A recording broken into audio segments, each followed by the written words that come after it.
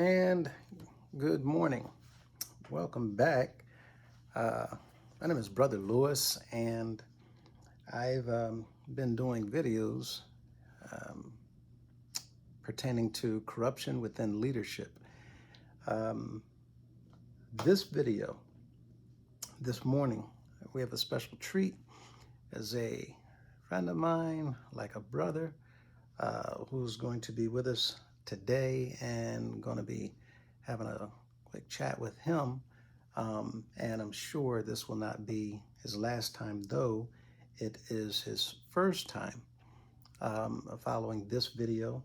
I have a couple of others. One I made a comment about in response to someone that made some suggestions in the comments, and that's going to be coming a bit later on today, and then one more following. But right now, we have a friend, and he's been quite active on our channel. And I'm going to go ahead and sit back and welcome him and let him tell you about himself. Good morning, sir. How are you this morning? Well, good morning. Good morning. I'm just fine. Thank you. Yourself? Doing absolutely wonderful. Good. And you want to tell us a little bit about yourself? Well, I'm Brother Wilson, and we've been just like each other, like brothers. We are brothers, and we've been knowing each other for a long time. Our families, and been in the house of prayer for all my life. Was in the house of prayer for all my life, and we shared so much and had so many good memories. We have and continue to make good memories. Mm-hmm. And I don't know what you basically is there anything I'm missing? Oh no, it's just Brother Dwayne Wilson. Yeah, just make yourself comfortable. I'll do the best I can to make sure you're comfortable as well. I'm already comfortable with family. We're among friends and family. Absolutely. Everybody, you heard him mention that he was a member of the House of Prayer. And 60 all my life. I'm 63. So all his life. Yes. Mm-hmm. And until now. Until now, I'm no longer. Folks are no longer a member. I'm always be a member, but I'm no longer participating member.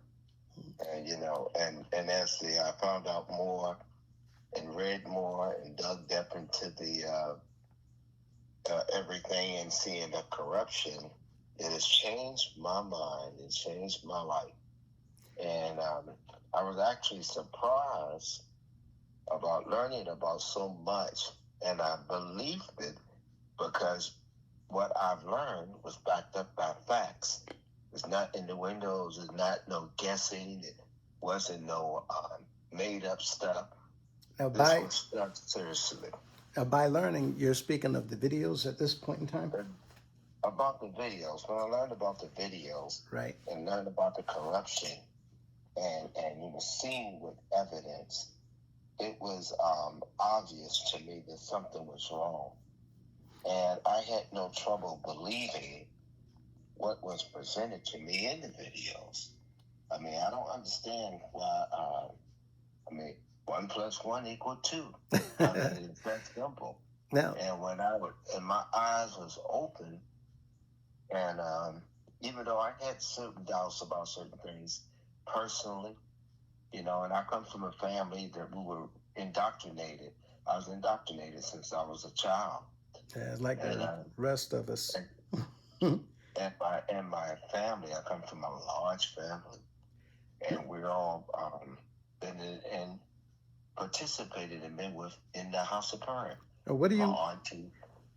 Oh, I'm sorry. Go ahead. Oh no, you're good. You're good. My aunties, my cousins, my father's side of the family, my mother's side of the family, all members of the House of Prayer.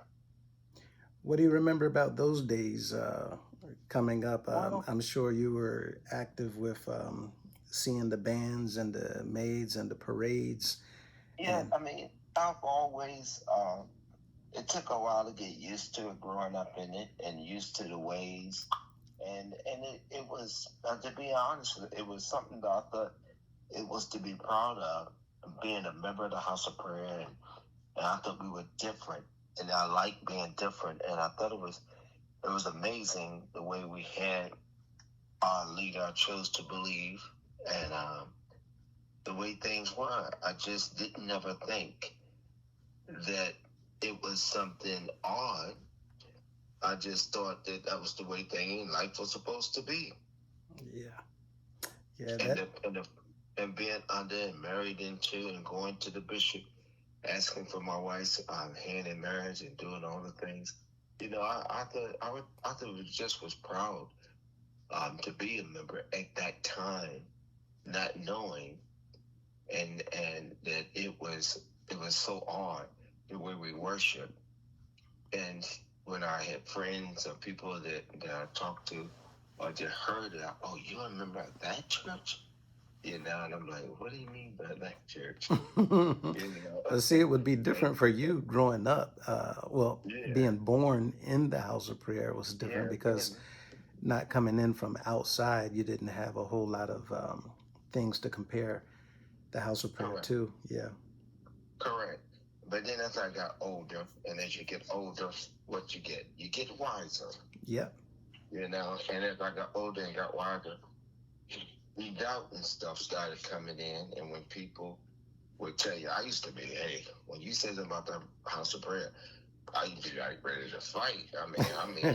Trust me. I was like, that was how much I loved it at that time, not Yeah. knowing that. And when people were saying that church, that weird or the cult, even when I got married, they was telling my wife, that's a cult, her family. That's a cult. You're a cult, a cult. And I said, of course it's not a cult. I was raised up in it. That's how what I had to back up. I was raised in it. That was my backup. Yeah. Not much of a backup, huh? Mm. Well, I mean, like the rest of us, we believed what we saw because they showed in the Bible, the words, Yeah, my house everything. shall be called an house of prayer. And not knowing any better, we saw that. Well, that is the Bible after all. And so we just ran with it True, until we true, knew for ourselves. and true. Until we became of age and learned things of our own, of our own will. My parents always raised us to have our own mind, but one thing my mother, I remember my mother and father always says, they always kept God first, and she always would say, "Don't play with God." Mm. So that kind of stuck with me a lot because it was wisdom. Even though she worked in the house of prayer, but she was serious about loving the Lord and Jesus Christ, Mm-hmm. and that stuck with me as well. Even though we had a one man concept that we took upon ourselves to believe, but she always kept us under the Lord's reign, you know. Yeah. And some things that she showed us that had me always to have my own mind, my own thoughts, you know. So, And I thank God for that. so she was teaching you all about Jesus's children. She was directing your attention to her script. Yeah. Okay. Mm. And but she was always telling us to have our own mind. Right. So even though we were taught things in the house of prayer, she never let us.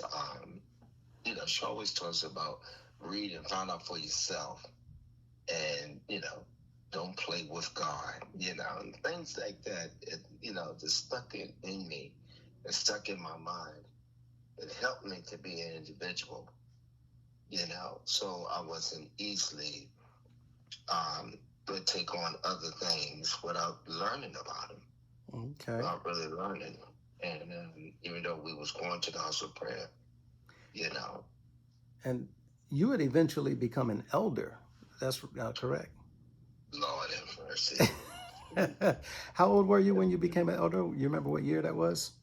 Oh man, I don't remember. It was in the way before the 2000s. Was that 88? It probably in the 80s or so. And Big yes. Five or the 300? I don't know. I know it was in the early 80s. I don't know. I remember when I got supposedly saved, and I was at the mother house, and I remember I took on the eldership. So But that was 85. probably so. Yeah, yeah. Yeah. They called that the Big Five. Yes, and I didn't like. That was something different to me. That was different. Mm-hmm. I have a lot of family, as I said, I have family members that are still in there and practicing, and as an elder. But it had a lot of restrictions, a lot of things to it. I had dealt with it myself when I took upon it, that I just didn't believe. But I did what I was told, and I did what I was, I tried to do what I was told, and tried to be a good elder, when I took my title at that time. But then it just didn't stick with me, and I have a twin. And I hope they don't get me mixed up with him, because we're not. I'm Dwayne. I'm Dwayne. He's Dwight. Did you realize that Mr. Cunningham was a part of that group, the Big Five? Him and his brothers became elders in 85 as well? Yeah, I kind of heard of him. And then, matter of fact, when I lived in D.C., Washington, because I have for a small time, I have a sister there. So I've seen him. I would see him. And then back at that time. Yeah, I would see people. 1985, I would see him when we would go to, how we always met up with the other before members. 85. Yeah, I would always see him. Okay. And when I actually lived in D.C. for a short time, only for a couple of months, I would see him then, And I said, different. Nice way of putting it. Different. Just so different. What do you remember about those years when you were in D.C.? We were dedicated and doing everything they said to do. Don't participate with other churches. Just stay with the house of prayer. Follow under their jurisdiction, follow their rules. It was just different. And then I remember, I don't know if you want me to get to that point, but then I remember one time I was in Sunday school at the Hampton Mission. I remember. And I remember being told I couldn't say the word Jesus, but we pray like we always say Daddy. And I said, I'm gonna say Addy. We always say that word, and that kind of stuck with me in the wrong way. That one question came to me personally. I didn't. It stuck with me when they said, "Well, we say Addy." Remember when we pray, we pray to Addy. Right. Remember, and I'm like. Daddy, and that kind of bothered me right there and stayed in the back of my mind. But I did it as I was told and thought it was the right thing to do at that time. Yeah, absolutely. You remember what the criteria was to become an elder? Well, you had to, not all the criteria, but I know they expected a lot out of you and a lot of finances out of you. That was the main criteria. That was you had to pay this, you had to pay that, you had to do this, and you had to do that. That was some of the main criteria. It's the money, finances. You pay for everything, and that didn't sit well with me either. Virginia take all my money. Virginia was one of the heavier hitters. Every chairman was kind of doing their own thing. They didn't have a standard criteria across the organization. And I remember when I was there, they wanted every single state event, the elders to give a G-class report and to have a certain amount of Always, money. yeah, your G class, Yeah, house E offering, class, and and the I Addie's wasn't. report. Yeah, And you'd always give to Addie, always, what kind. And as I said, at that time, I thought that was the right thing to do, to be obedient to that, you know. well, you remember they were taking letters if you They didn't. took letters at the drop of a hat. Yeah, They were taking especially if you letters. didn't pay. Yeah, so they checked and I know we had to get checked all the time. And I didn't even like some of the way they checked you. I didn't like some of their attitudes because they always, some of them, a lot of them thought they were above you. Yeah. Instead of in charge, and thought they were in charge of you. But they had some of them, a lot of them had some ugly ways. I'm just a lot of them. When you say them, you mean checkers, councilmen? Yeah. Yeah, they had some ugly ways, and they thought they were better than one. But if you, I come from a family where, like, again, we were taught to be our own people, our own minds. So that didn't bother me as long as you didn't push it on me.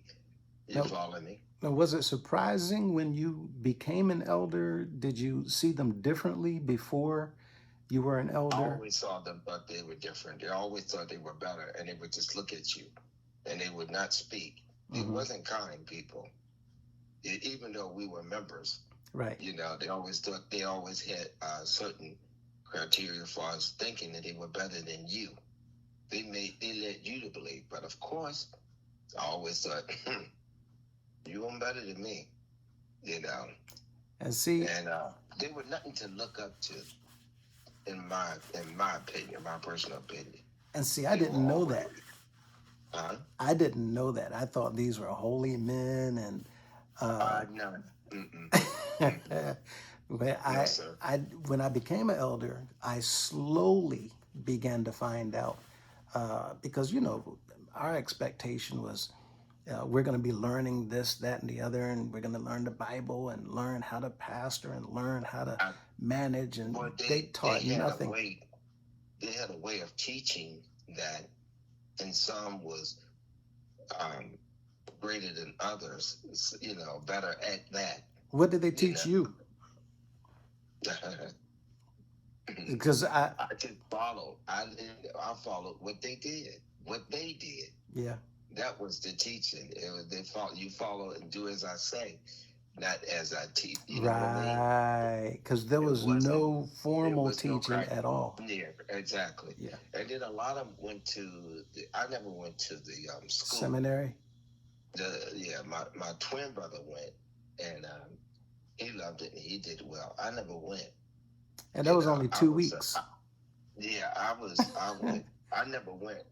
I was given that title, basically, and fell into it, and then and I was at that time. I thought it was the right thing to do, and I followed it. Well, many of the young men that became elders never attended the seminary.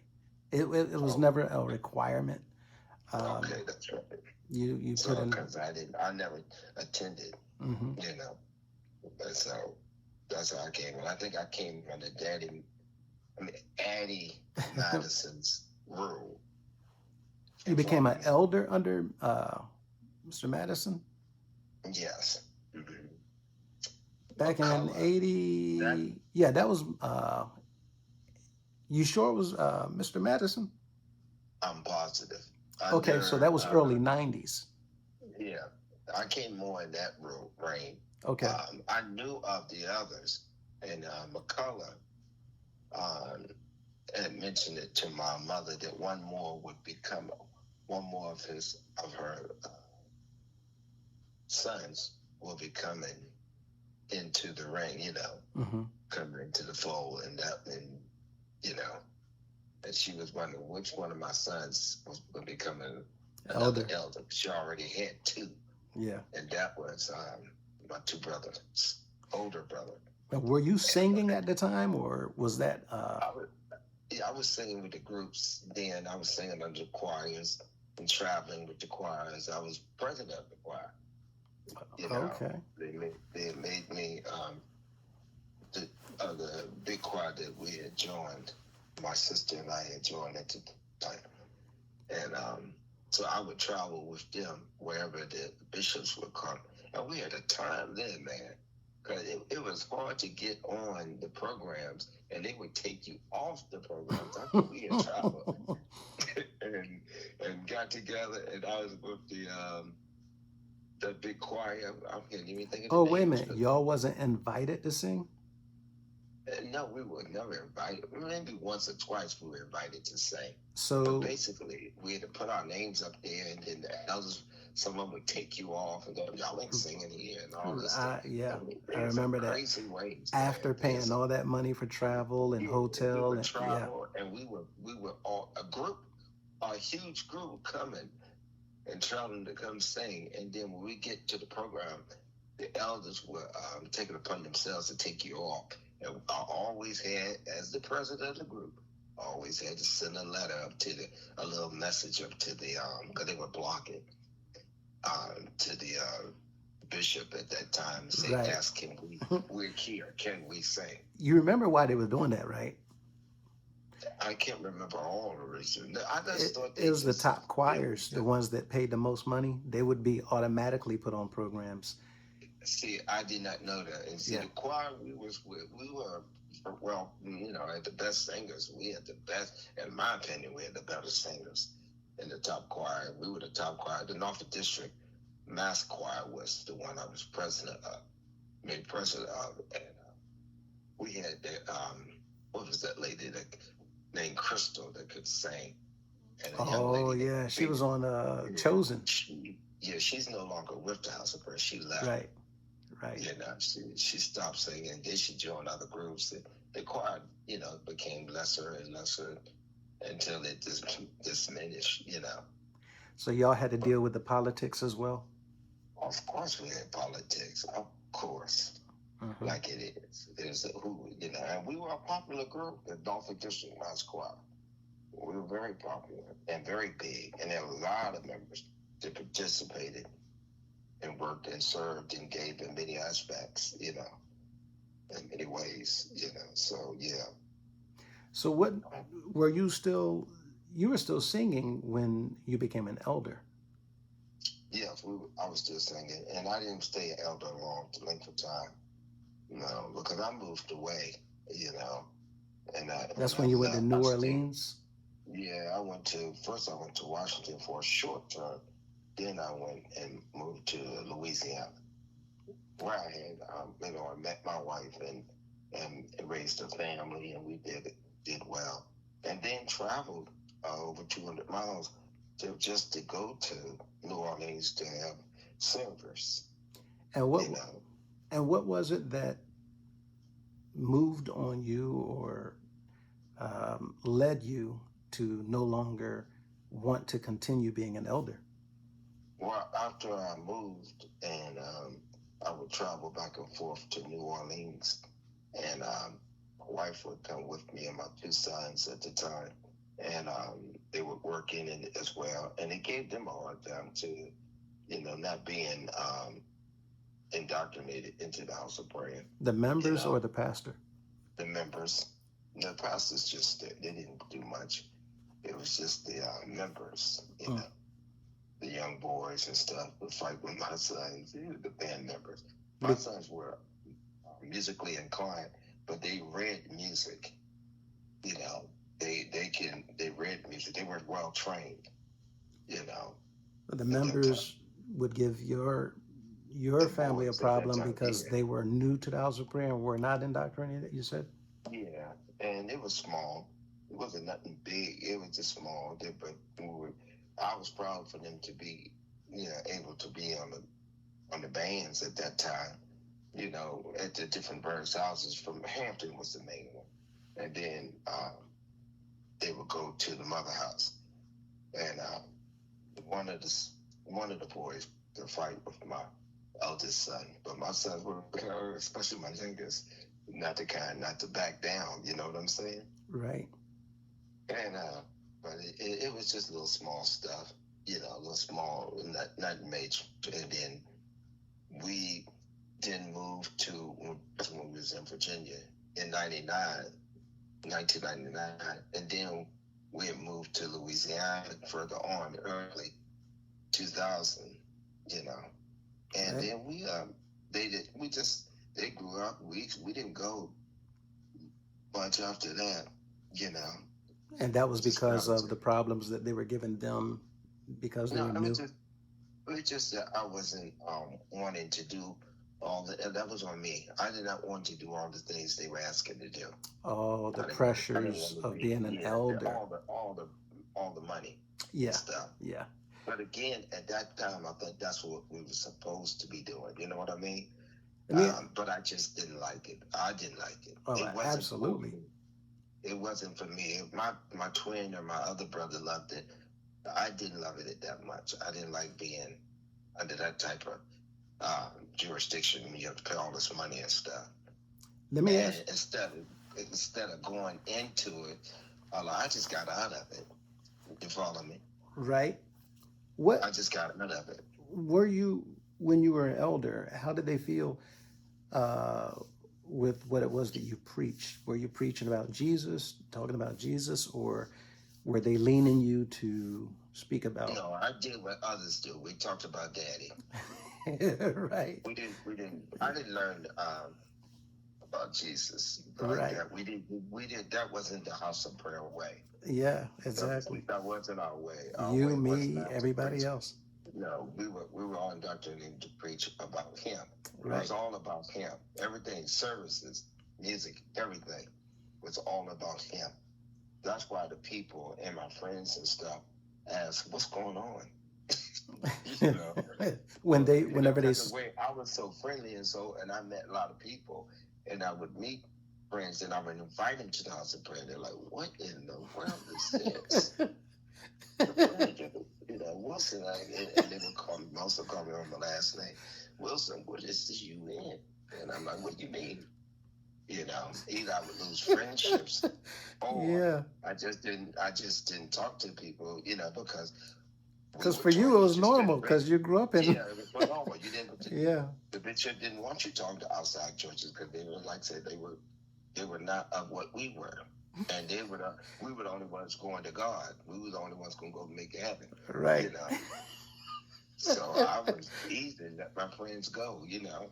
And so Right. Because they're the ones wrong. Yeah, they were very wrong. Yeah. You know. So that's what I believed at that time. And how did you go ahead? I'm sorry. No, go ahead. You go ahead. Mm-hmm. When you began to realize that, that something was wrong, yeah. then what happened? I stopped participating as much. Mm-hmm. You know, because I thought at the time they were right, and I said, well, I don't want to be doing something against, you know, church regulations and all that. In my mind, just me talking. Right. You know, so I'd rather just stay out of it, you know, instead of breaking their rules, because that was their rules. They were strict. You had to do, you had to work, or you weren't going to make heaven your home. And if they had an issue with you, come checking, because you had to get checked every year, right? I stopped. I didn't want to be checked. I didn't want to do none of it. I didn't want to do none of that. I'm going to be honest. Yeah. I'm being sincere. I did not want to do none of that. I didn't want to be under nobody's hand on top of me, nobody's rule over me. That's what quite a few of them, that's what quite a few of the elders do. They will turn their letter in, or they will simply not go to get checked, and they'll just let it expire. I just stopped. I just stopped. They ain't had a chance to take my letter because I was stopped. Mm-hmm. You ain't had to take nothing from me. I give it freely. Here, back to you. Right. They didn't even have to take mine. They never took mine. I just stopped participating. Now, my twin brother would talk to me and said, "You might go get your letter. You might go do this." I was like, "I am." Smile and keep on going. Now, how'd your immediate family take it? Your wife and your children? Oh, that was fine. Whatever I did, you know, as the head of the household, you know, right? And you know, they were agreeing with, because they did not agree. They did not agree with the house of prayer ways. My wife really never agreed with it, and so she followed whatever I did. She respected my decisions. You know, they gave her problems. Yeah, she didn't fight with it or anything like that. She just didn't agree with it, and she respected my way and my wishes, and she did, whatever I chose. I imagine it would have been hard for her knowing that they were bothering your son simply Yeah, because. the little incidents that happened, it happened, and that was over with, and it didn't happen anymore. And because I think because we moved, and I'm trying to remember all that stuff, but it was, you know, it Mhm. was stupid, little things. You know how kids are, Right. and plus I think they were more jealous of them being musically inclined than just playing the horns all over the place, But they were giving because you. now to me it sounds like noise more than music, you know. Oh, Since the I have difference the in the band, bands today. yeah, the difference Yeah. of the bands. I said to myself, well, won't they sit down with that noise? You. I mean, it's a lot of stuff since my eyes have been open, my mind. I mean, I don't see things as they were. You know, I don't see like I thought it used to be. What I thought it was, it's not that way to me now today. Yeah, it's a definite change that came. It's a definitely. Yeah. Um, it's so noticeable. But um, It, your wife, they were giving her problems too. no, they didn't give her. She would just see things. She would when she was in service. Hmm. She never tried to. She never told me. I wish she would have told me about some things, but she would hear some of the people talking and saying things, and it turned her away. You know, Mm. and they would talk about the pastor. They would talk about this. I'm not doing that. I ain't doing this and stuff. Certain things they would say. My wife said she was a quiet. She never bothered, never picked, or never gossiped, and she would you know, just be respectful. But she would sit there and hear a lot of stuff And in service. but they gave her a bad impression. That gave her a very bad impression. Yeah. But she already had a bad impression from when she came as an outsider in, because her family would warn her that that's a cult. You're married into a cult. You and your husband going to a cult, and they left her. Just like anybody you love, you would warn your family. Hmm. You know, you would want them to be saved, and she was taught Jesus the way. You know, the truth and the light, not Andy. So this concept, that one man concept, that was entirely different for her. But she did get to meet the bishop and walk right up there and talk to him. And that was Madison, Oh, okay. you know. And he asked about us. He asked about her and her kids and all that. And, I went to him with her hand in marriage, as elders did at that time. Right. You follow me? Right. And but my mind was made up anyway. Now, you heard that the Mr. Cunningham is about to. He's trying to get elders now. This coming convocation, he's looking for 100 per stop. I think he said. And what would you tell any of the young men that is considering or thinking about being an elder? What would you tell them if you had the My opportunity? advice to them is to seek out. Um, I, you don't want my real true advice because No, it's so absolutely, because they need to hear, especially from men right. who were already elders in there, and they don't. A lot of the young men have no idea what to expect. Um, Not only they don't know what to expect, but make sure that is if that is what you really want to, with the place you want to be in worship. That before becoming anything, is that the place? First, find out more about why you're there, what you're doing there, and is it right biblically? Is it right? You know, you need to learn because an elder is supposed to in a church is supposed to serve God. hmm You know, not man. Right. And that concept is really messed up, and it will mess you up. So you must be grounded and rooted in what you believe in and understanding. You know, What do and you What do you think would and, happen to and them? also and also know you're gonna pay a pretty heavy penny. So you best get your job. Yeah, I'm telling you now. Because they're gonna as an elder, they're gonna make you pay for a lot of stuff. And that's real. And So being that you're gonna have a lot of things on you. Now, So, I be have said, prepared for that.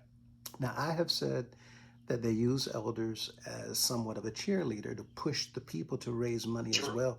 true. You agree? Okay. I know for a fact because I had to do that myself. Yeah. And you would go back and until you reach a certain amount, you know. Were you threatened a lot as an elder that they'll take your They letter wouldn't if threaten me. I'm gonna be honest. I'm not like my brother. My brother, he would pray and be more timid with others, not me. And when I said no, I said no. I don't care who you are. You so? know, I don't care what you do. I'm not that type. You're not gonna monkey me around or put me on a leash. Did I you wasn't that type of elder. did you hear about other elders that was being pushed by the chairmen that if they don't do Well, this, that, or the other, they'll take their it's letter? just the pastors. Even the pastors, they Yeah. would put a lot on the pastors to get from, because whatever the effect was, the pastors felt the weight of it all. If your elders didn't meet criteria, they would get on them pastors, and that's why a lot of them heart attacks, strokes, and looking all crazy now because of the ties they put on them. You know, in the house of prayer. You know, they put a lot on the men, Year you in, know, with very little or no help at right? all from the ministry. Nothing. You know, that's why a lot of them are sickly and looking crazy, in my opinion. From the Sickly and looking stress. crazy now. It's stress, from the stress, Yeah. and that stress will kill you. Yeah. That stress will kill you, because I've been under stress, not from them, but from other things, working and just life itself, and that will hurt you physically and mentally. Yeah. You know, so, and they get no help. I go out and get sick. My stress, I can go to the doctor and get some for that, or I can get, you know, help to relieve that, and I'm back normal again. But these guys, these men, and I swear they have monthly, weekly, heavy duties that they have to meet. They must meet. It's required. It's There are not deadlines whenever the they bishop is got to on. meet that, Mm-hmm. or you'll be punished for that. And that is ironic to me. Who would be under that type of leadership like that? Taken out of pastoring, or Yeah, you would be taken down, or you'll be what is that they call being moved as a pastor. No, not only being moved, but you would be before you get moved. What Oh, is that they call what they hit you with? fines. Fines. Yeah. Fines. That's what I'm saying. They fine you. That's what I'm saying. They fine you left and right. Yeah, they do, and you have to be ready for that. So, young men, if I would really think about that before I would go, and because a lot of doing when I did it, I like being seen, I like being in front, I like that, because they build that up. But that's the kind of attitude they build in that place. Now, they build you, you know. What do you think about the fact that the council and the leaders, as far as bishops go, they fine you so heavily and so often and so much for not meeting their expectations, but at the same token, people see that they're not abiding by the rules, and now even the bishop, it's been proven that he been breaking rules of the organization for years. I think that's ludicrous. I think that is crazy that they put that on you and not representing themselves. Right. No accountability. I'm telling you, I would not sit well with that, and I'm not the kind that will hold my peace with that either. So I'm glad I'm not participating in doing and out of that type of arraignment. I don't know what you would call it. It's more like prison to me, but I'm just saying. I ain't never been to prison, but I've seen it. But it's like under their jurisdiction, that type of right. I couldn't dare be like that. And I thought that's what I wanted to be at one time, when I didn't know different, when I didn't have my true senses, when I didn't have the true, you know. Right. Truth. When I didn't have the truth. Let's put it that way. Now let me ask you this. Yes. Your life back then compared to your life today, how different is it? Heaven. Heaven is better. I'm free. I feel so much freedom, and I have so much peace, much better peace, and I'm able to take care of my family and do what I have to do, and have money in the bank and money to do things. Right. I feel free. The word "free" is what I feel. Freedom And and peace. and if you had the opportunity to talk to the members one on one, for all of those who are still there doing the I tell you, same better things. run. I would tell you better get out from under there and you better run. Don't give another dime. And Yeah. I've said that to a family member. Hold on to your money. Hold on to your money. Don't and get from under that. Get from under that. If I had the opportunity to tell people truthfully, honestly, I said, don't go there. What they were telling me at the time when I was indoctrinated, and I thought that was the right way. And when I found out the free way, the truth way, the real way, Right. I feel so much better. And I see things clearer. And I can see what they're doing, that it's not right. When you're indoctrinated so heavily, you think that's what you're supposed to be. You think you're supposed to be broke. You think you're supposed to give all your money. You think all that. But then once you become free and you listen to the truth and you find out the truth to it, you have a different perspective in life. And you're more of yourself. You're more, you see things clearer. You hear things clearer. What you heard in the beginning that you thought was right, now you hear it. And you say, that is crazy. I did all that. But nothing. And then you get your name called and all that mess. Now, how much of an impact did it make, or did it make any impact at all, whenever you heard or saw some of the information that was presented in the videos that we've been putting together? Well, with the videos and the facts that backed it up, I mean, it made a clearer way for me, pathway, and made me to have a clear understanding what I was doing was wrong, completely wrong, just completely wrong. And then not only not see it in where I was at, but I would see it in other various churches that was out there doing the same thing, same concept. A lot of them copied off the House of Prayer, thinking that's right. Yeah. Or compete. A lot of them out there competing with the House of Prayer, thinking that's right. And I can mention that name, T.D. Jakes Church, and other churches I've seen out there. The Reverend Dr. Builder Boo or whoever church on the corner, all of them. If you ever visit, because I was free to visit and listen to different sermons, and they're doing the same concept. I know the House of Prayer. A lot of them out there doing the same exact thing. And I refuse to be under that type of leadership or rule anymore. For the people, for the people who don't know any better, or for those who are not aware of what's going on, would you refer or recommend that they watch the videos to learn about? I would beg for them to watch the videos. That's how imperative it is. Because once you start watching, again, there's proof. There's no lies. This is not hearsay. This is factual.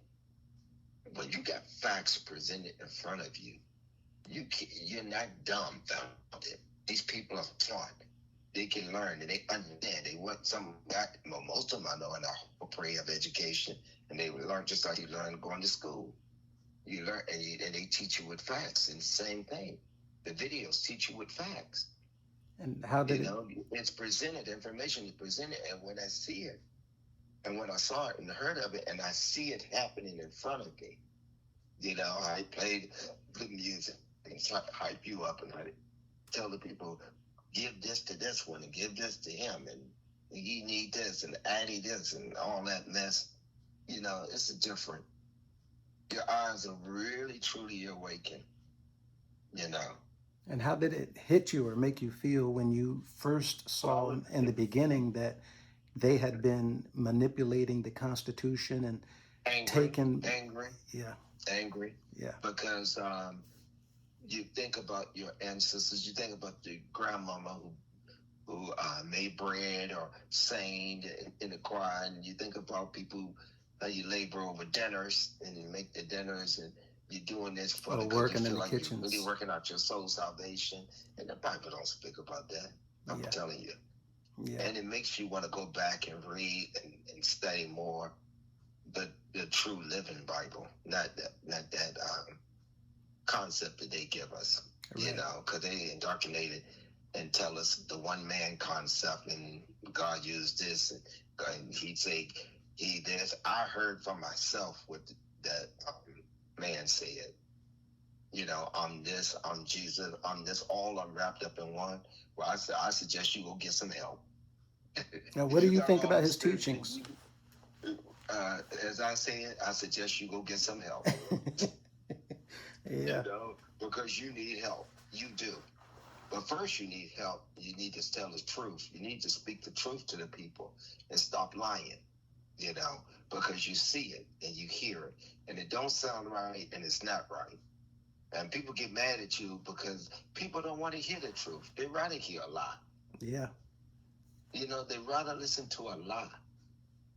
And they don't know their souls are involved. And then they'll tell you, look at you like you the crazy one.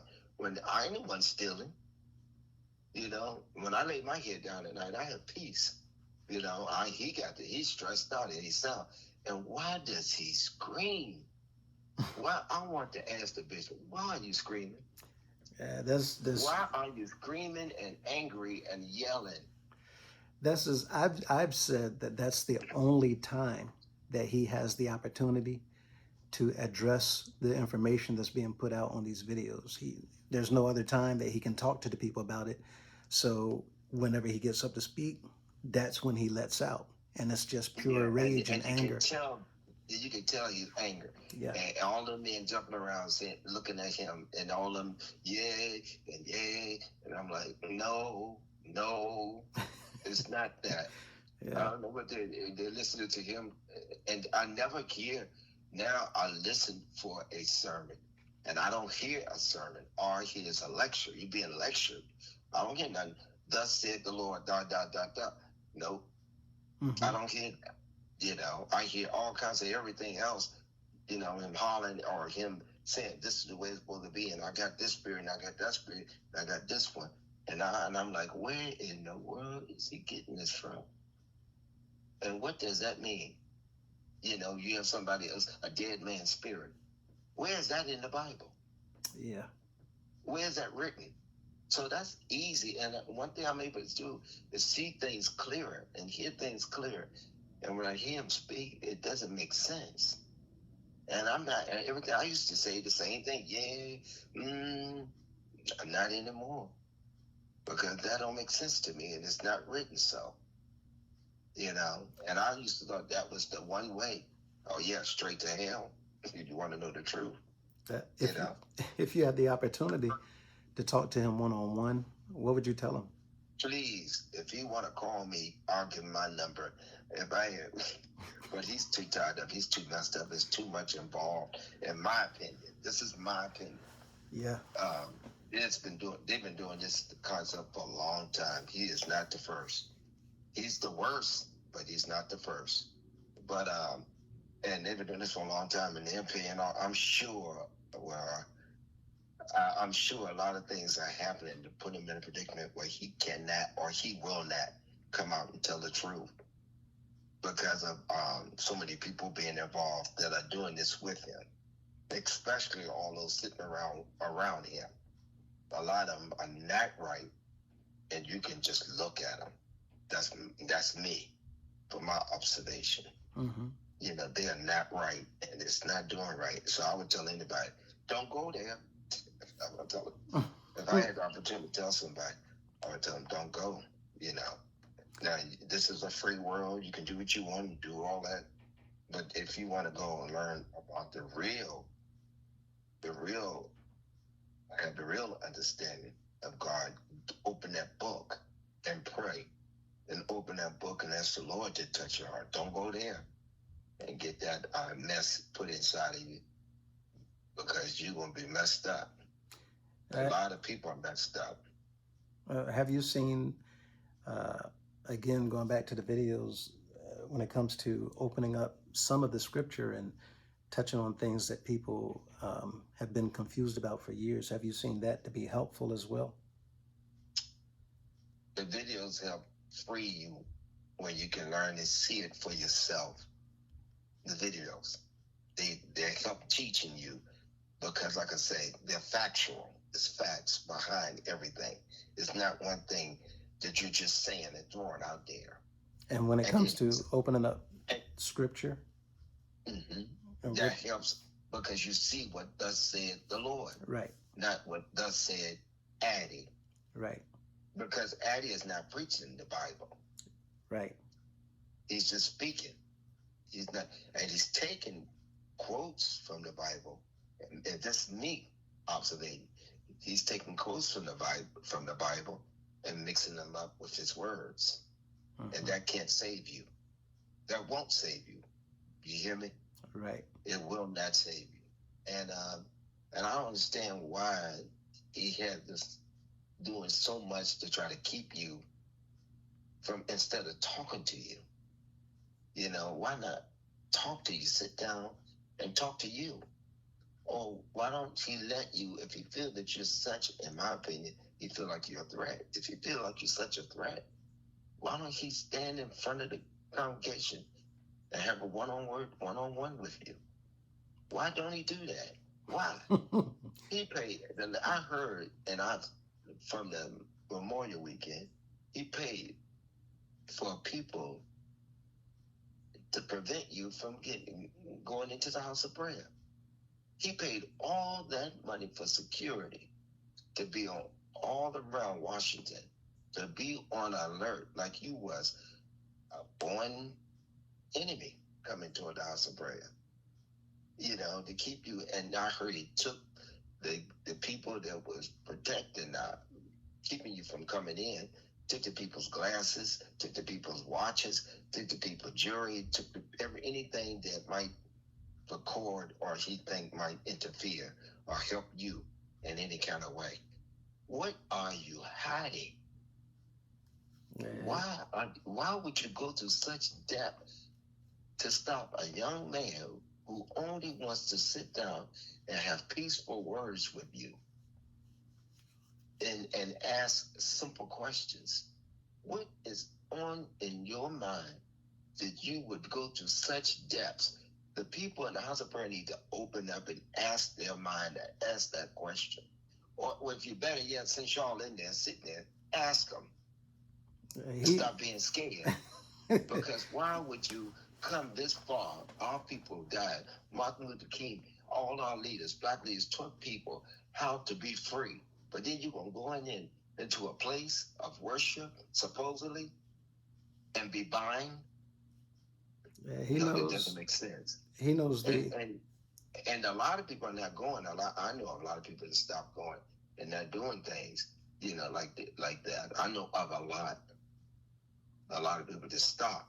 Yeah. You know, and I don't have to call their names. Look and see if they're there. You know they're not there. You know they stopped. Look around. Ask yourself what's going on. Ask yourself if you're still there. Why am I going? What is my purpose? Why people stop going? What is their purpose? Why they stop going? Why they stop giving the money? Because the money is the answer. The money is the key. And it has always been for the house of prayer. Since when I was there. The money. The more you give, the more you recognize. That's it. Recognition. That's it. Now, I've maintained that the reason he does not absolutely want me to be in there is because he knows that the information that I have to share is so incriminating that that's it for him. Him, the entire council, all the leadership, they know that they would be removed from their positions, as the law says. In my mind, it's true. Mm-hmm. But if you're not doing the right thing and you're not living right, don't you know God have your number anyway? Right. God have your time of a reveal. Right. If you're not doing what you're supposed to be doing, it's just a matter of time. Oh, yeah. And you can't stop You cannot stop God. You can't fight up against God and the righteousness and his righteousness. You won't be successful in doing that. I don't care how much money you put out, how many security guards you get. You cannot beat living right in righteousness. And it's just a matter of time. It's just a matter of time. It's coming And up. then the people will see, then you really going to be hated. You really going to be exposed. When the truth come out, what you going to do? Move to another country? Take the money, the house of prayer money, you take it now and run to another state or city? It's well known. These videos are going across the world, so I'm sure people know, and I'm sure people are finding out just by word of say. Black people like to talk anyway, and they're gonna tell. They're gonna tell it anyway. I believe. I'm being real. I'm not trying to be critical. No, absolutely. I'm just being honest. I'm just being honest about things. One thing, just to be honest with yourself. But that's a lot of pressure, I'm sure, on his mind. Maybe that's why I'm understanding why he's screaming and hollering, because he didn't want the truth to be revealed and all that money. Yeah. All that stuff, all those years. Yeah. What makes me mad, all those years, that I thought that was the right way or the right thing. And listening to them, and I want you to be connected with outside people and other stuff, Now, I'm gonna make that kind of stuff. I'm gonna make a note of all those years, so that we pick up there. I want to be respectful of your time. It's 11:06 now, believe it or not. Okay. And I didn't even know. Yeah. Time go by fast. Yeah. When you're having fun, you know how it is when we get talking. But I mentioned the time for him because he's got to get ready to make a run. But if there's anything additional you'd like to say, now that I brought up the time, if you want to add another thing or touch on anything else, then we can pick up the next time we get together where you're leaving off here. I just tell the people just listen and find out for themselves, Listen, the facts are there. You can't change it. You can't hide the facts, Listen to that. And before you call somebody else names, and it is about no name calling. It's not about disrespecting. It's about truth. That's what everything's about. And we have to be about our Father's business. And I'm not talking about Addie. I'm talking about the Lord. Absolutely. You know what I'm saying? I'm talking about the Lord. And if I would listen, and I would tell people, sit down with your family members, get together, look at the videos, open them up, look at them, listen to them, and then come to a conclusion about that. Because that is not telling a lie. As much as you wanted it to be, it's not telling a lie. It's telling the truth. Yeah. Amen. It's telling the truth. Unfortunately, all the lies are coming from the one that that we all believed in at one time or another. And that's the most hurtful part. That's the painful part, when you find out that it's all been lies and just one big scam, just to get the people's money. But that said, sir, I want to be respectful of your time. And okay, I appreciate that. Absolutely. I thank you for taking the time. Yeah. I'm sorry? I say, because time flies by so fast, man. Yeah. It don't take long. Talk more. We must talk again. I want to talk some more about it. Absolutely. Just let me know when, and we'll set it up. To put it all those years, in a little bit of 30 minutes or an hour's time anyway. Yeah. But like again, I say, open and get with your family members. Listen to the videos. Listen, I'll tell the people. Listen to the facts that have been given. It couldn't hurt anything to learn, about the truth and what's going on. And so that's what I would say. But anyway, Brother Lewis, it was good talking with you. Ab- And thank you for allowing me to express my feelings, ab- about, well, because it helps. Others have It's like said this is like therapy for them. I'm good to say it's like a healing. It's a healing to talk about that. Talk about this. It's a healing. And I advise people to get to knowing the truth and listen to these videos. Well, sir, we certainly appreciate the time, and like I said, just let me know whenever you'd like to come back again, and we'll set it up and we'll make it happen. And as long as you have time, we'll continue the conversations. In the meantime, I'll let you go ahead and get situated so that you can not be late. I love you. I thank you. And by all means, let everybody know on your end that we asked for them. And I'll be talking to you again soon, probably later on today. Same here. Love you too, bro. And I appreciate the knowledge. And I appreciate all the information that's been given. I mean, it takes a bold soldier to step out and do and fight for a right. And it's not easy. It's not an easy task. And, because a lot of family members, are learning of this bit by bit, and it takes a while for them to come together. Yeah. So, this is a horrible situation that we're in, a horrible situation to be in, and it takes courage, a one-man courage to step out and speak the truth, and this is something you've been doing all your life for 40-some years. And then to come to find out, there should be more respect given to you. Yeah, that's what our members don't know. They only know about me advocating in the house of prayer, but yeah, they don't know about outside. But people know know you by your actions, and one thing I'm grateful for is, as you pointed out on occasion, same thing as others did, that there has not been a change. They have not seen me change from the time that they met me, even up until now.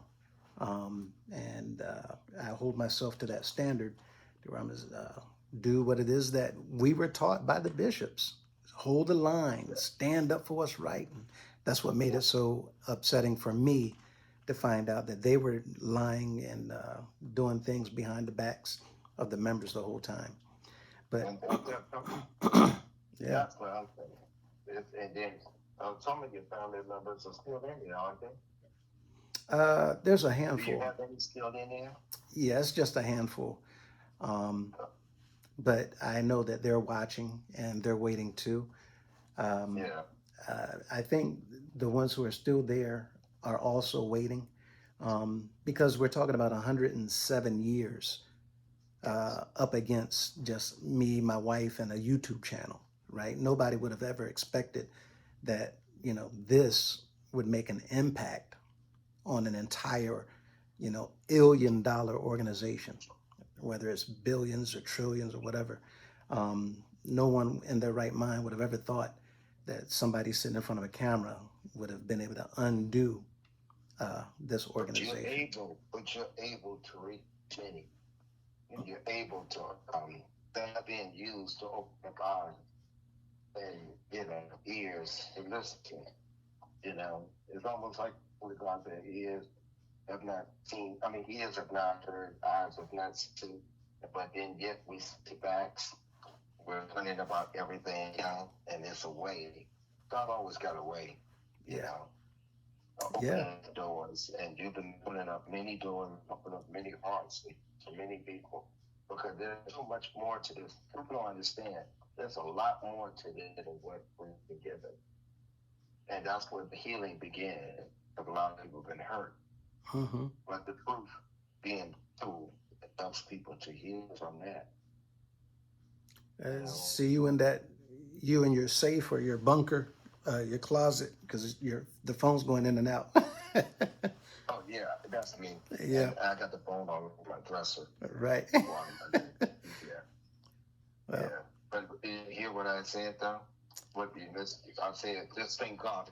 In other words, thank God that you got God open up a doorway for Mhm. to utilize to reach the people.